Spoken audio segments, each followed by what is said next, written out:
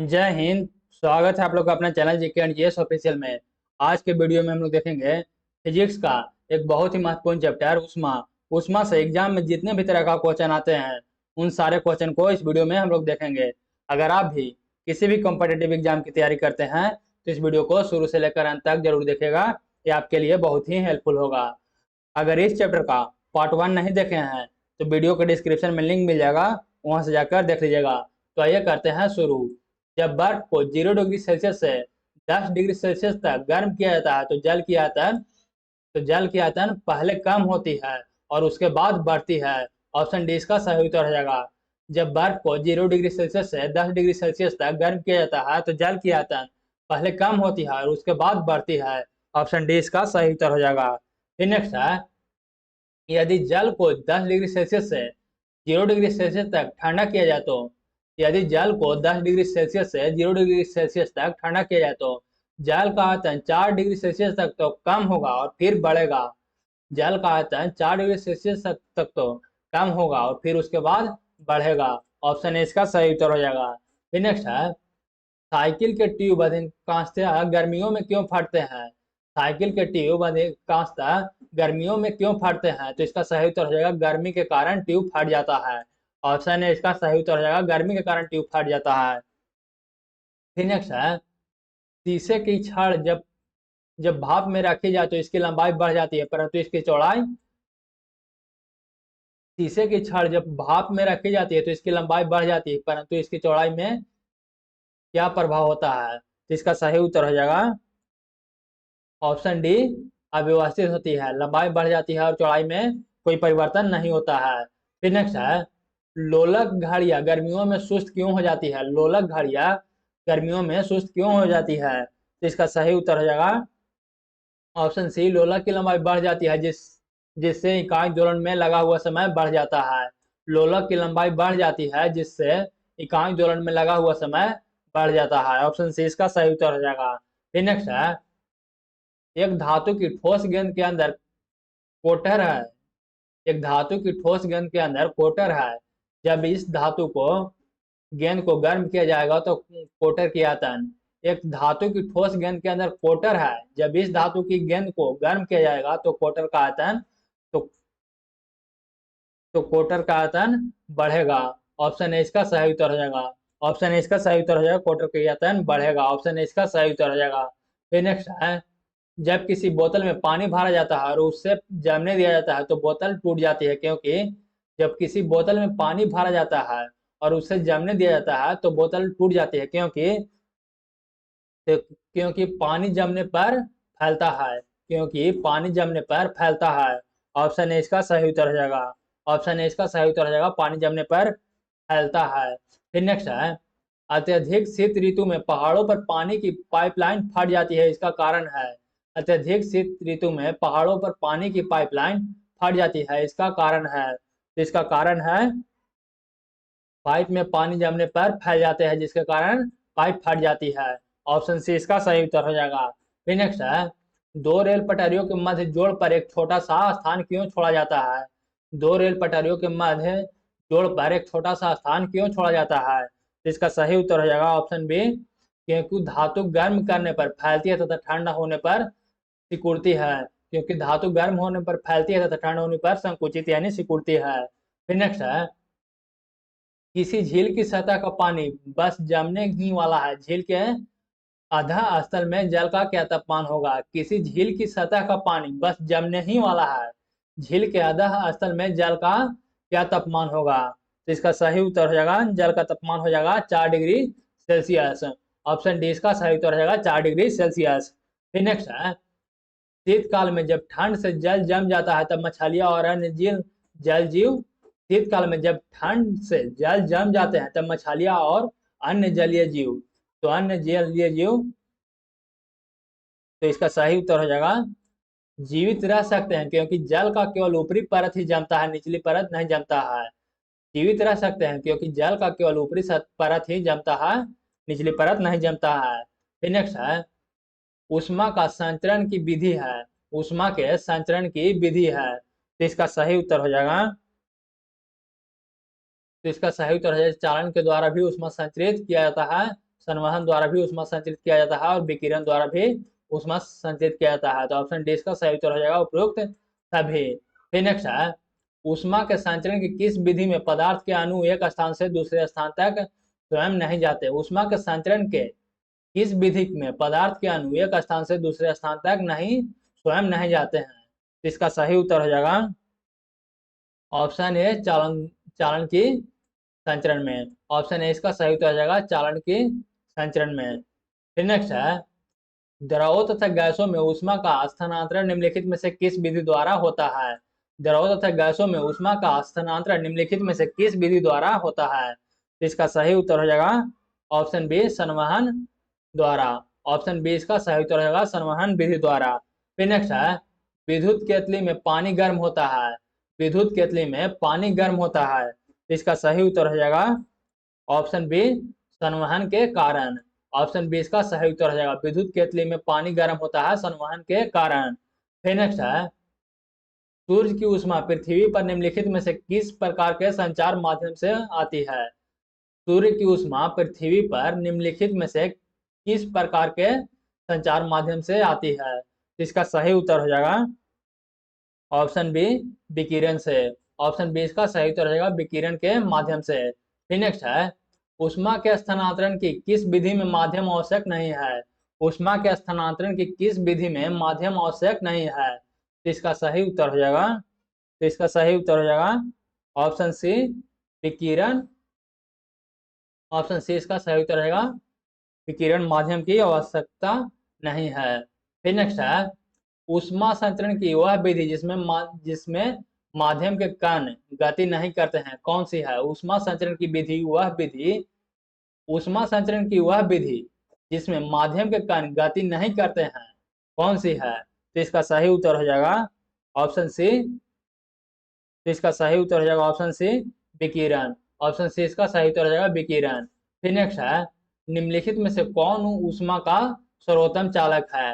निम्नलिखित में से कौन ऊष्मा का सर्वोत्तम चालक है? तो इसका सही उत्तर हो जाएगा ऑप्शन बी पारा। ऑप्शन बी इसका सही उत्तर हो जाएगा पारा। निम्नलिखित में से कौन ऊष्मा का सर्वोत्तम चालक है? तो इसका सही उत्तर हो जाएगा ऑप्शन बी पारा। फिर नेक्स्ट है, चांदी की ऊष्मीय चालकता तांबे की ऊष्मीय चालकता की अपेक्षा क्या होती है? चांदी की ऊष्मीय चालकता तांबे की ऊष्मीय चालकता की अपेक्षा, तो इसका सही उत्तर हो जाएगा अधिक होती है। ऑप्शन बी इसका सही उत्तर हो जाएगा, चांदी की ऊष्मीय चालकता तांबे की ऊष्मीय चालकता की अपेक्षा अधिक होती है। ऑप्शन बी इसका सही उत्तर हो जाएगा। फिर नेक्स्ट है, बोलोमीटर मापन की एक युक्ति है। बोलोमीटर मापन की एक युक्ति है, तो इसका सही उत्तर हो जाएगा ऑप्शन सी ऊष्मीय विकिरण के। ऑप्शन सी इसका सही उत्तर हो जाएगा ऊष्मीय विकिरण के। बोलोमीटर मापन की एक युक्ति है, ऊष्मीय विकिरण की बोलोमीटर मापता है। फिर नेक्स्ट है, ठंड के दिनों में लोहे के गुटके और लकड़ी के गुटके को प्रातः काल में छुएं तो लोहे के गुटका ज्यादा ठंड लगता है, क्योंकि ठंड के दिनों में लोहे के गुटकों और लकड़ी के गुटके को प्रातः काल में छुए तो लोहे का गुटका ज्यादा ठंड लगता है, क्योंकि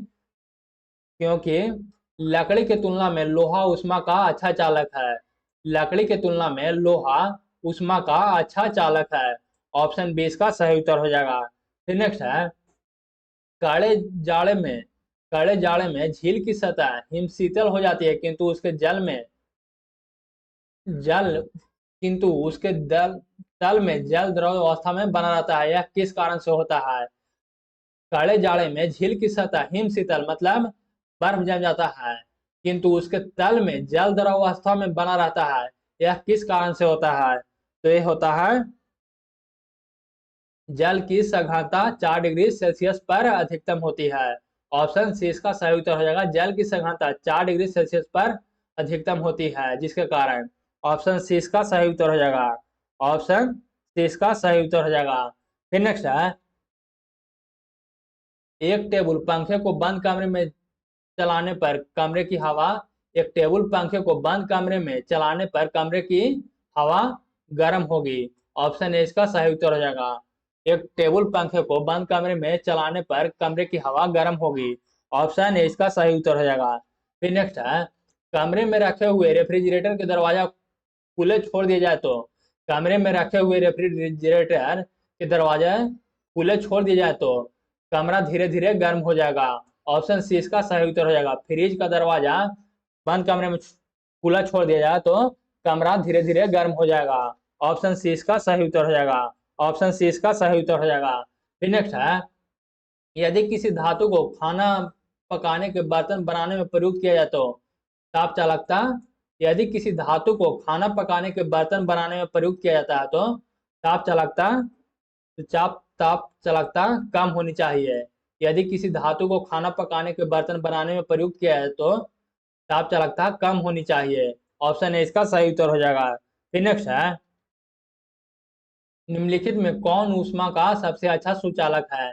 निम्नलिखित में कौन ऊष्मा का सबसे अच्छा सुचालक है? तो इसका सही उत्तर हो जाएगा ऑप्शन सी, समुद्र का पानी। ऑप्शन सी इसका सही उत्तर हो जाएगा, समुद्र का पानी।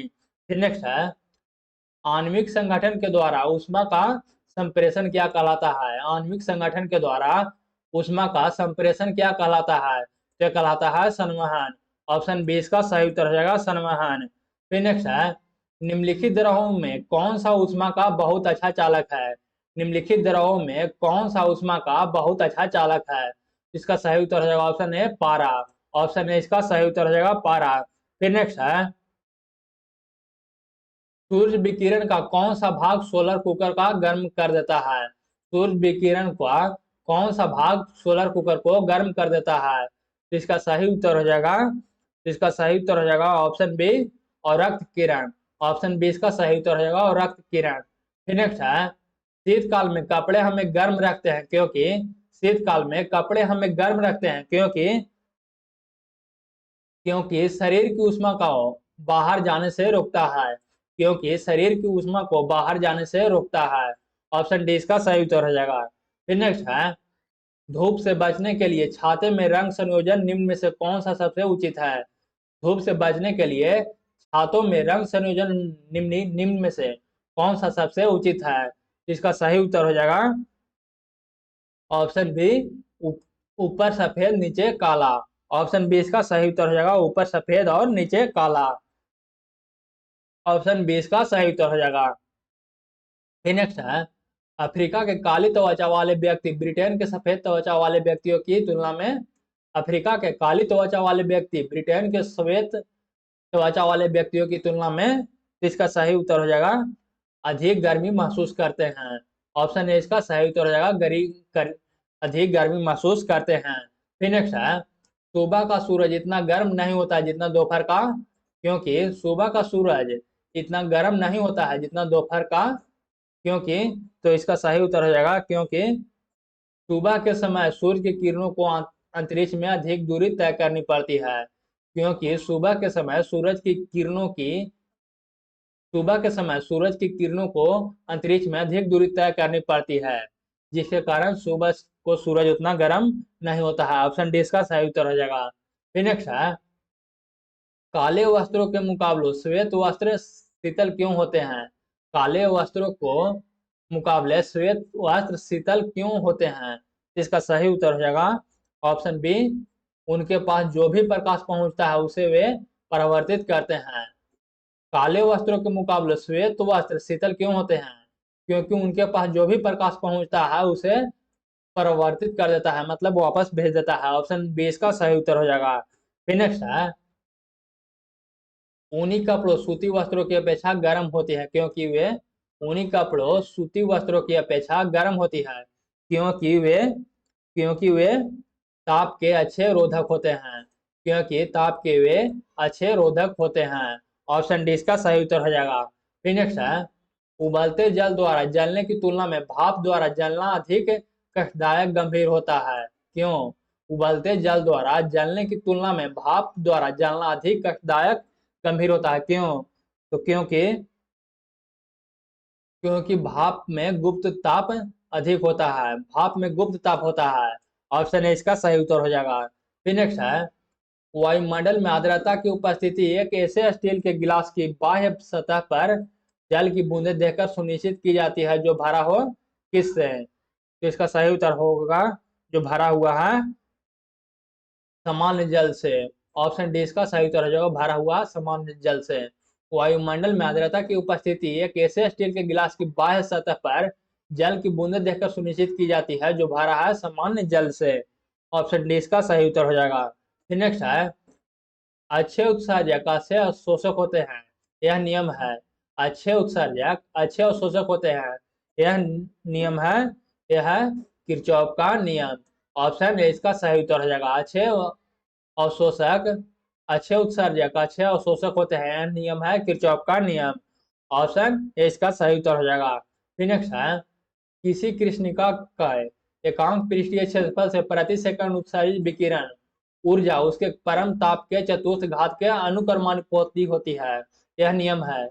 किसी कनिष्का के एकांक पृष्ठीय क्षेत्रफल से प्रति सेकंड उत्सर्जित विकिरण ऊर्जा उसके परम ताप के चतुर्थ घात के अनुक्रमानुपाती होता है, यह नियम है। तो यह नियम है स्टीफन का नियम। ऑप्शन सी इसका सही उत्तर हो जाएगा। यह नियम है स्टीफन का नियम। फिर नेक्स्ट है, स्टीफन का विकिरण नियम है।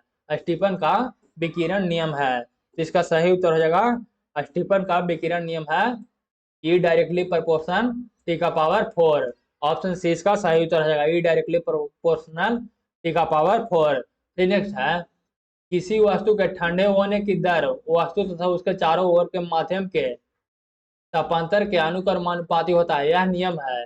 किसी वस्तु के ठंडे होने की दर वस्तु तथा उसके चारों ओर के माध्यम के तापांतर के अनुक्रमानुपाती होती है, यह नियम है। तो यह नियम है न्यूटन का शीतलन नियम। यह नियम है न्यूटन का शीतलन नियम। ऑप्शन ए इसका सही उत्तर हो जाएगा। फिर नेक्स्ट है, न्यूटन का शीतलन नियम लागू तभी होता है, न्यूटन का शीतलन नियम लागू तभी होता है जब ताप में अंतर बहुत ज्यादा न हो, जब ताप में अंतर बहुत ज्यादा न हो। ऑप्शन ए इसका सही उत्तर हो जाएगा। फिर नेक्स्ट है, गर्म जल 90 डिग्री से 80 डिग्री तक ठंडा होने में 10 मिनट समय लगता है। गर्म जल 90 डिग्री से 80 डिग्री तक ठंडा होने में 10 मिनट समय लेता है, तो 80 डिग्री सेल्सियस से 70 डिग्री सेल्सियस तक ठंडा होने में ये लगा 10 मिनट से अधिक। ऑप्शन सी इसका सही उत्तर हो जाएगा 10 मिनट से अधिक। फिर नेक्स्ट है, थर्मल फ्लास्क के आविष्कार है, थर्मस फ्लास्क का आविष्कारक है, तो यह है डीवार। ऑप्शन ए इसका सही उत्तर हो जाएगा। ऑप्शन ए इसका सही उत्तर हो जाएगा डीवार। थर्मस फ्लास्क का आविष्कारक है, यह है डीवार। तो ये था उसमें से पूछे जाने वाले बहुत ही महत्वपूर्ण प्रश्न। अगर ये वीडियो आप लोग को अच्छा लगा तो वीडियो को लाइक कर लीजिएगा। अगर चैनल पर पहली बार है तो चैनल को सब्सक्राइब जरूर कर लीजिएगा। तो बस आज के लिए इतना ही, तब तक के लिए जय हिंद। मिलेंगे किसी अगला वीडियो में।